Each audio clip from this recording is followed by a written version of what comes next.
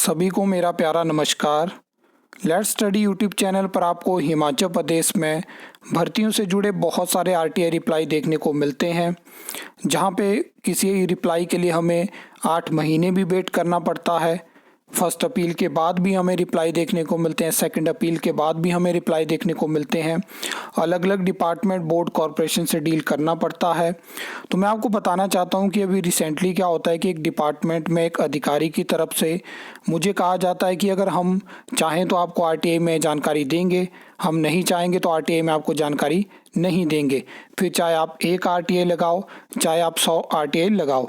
तो ये चीज़ दर्शाती है कि जहाँ पे आरटीआई एक्ट आने के बाद जैसे जैसे साल बीते तो आरटीआई एक्ट मजबूत होना चाहिए था, लेकिन सरकारों ने आरटीआई एक्ट को कमज़ोर करने का काम किया है। ये चाहे देश की बात हो, चाहे प्रदेश की बात हो, आरटीआई एक्ट जो है वो कमज़ोर हो चुका है। बहुत सारे एग्जाम्पल मैं आपको टाइम टू टाइम इस चीज़ के बताता रहता हूँ, जहाँ पे आरटीआई रिजेक्ट होती है, जहाँ पे आरटीआई में हमें इंफॉर्मेशन कई सालों तक देखने को नहीं मिलती है।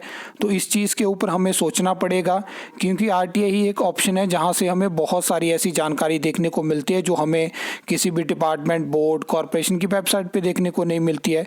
तो ये चीज़ मैं आपको बताना चाहता था।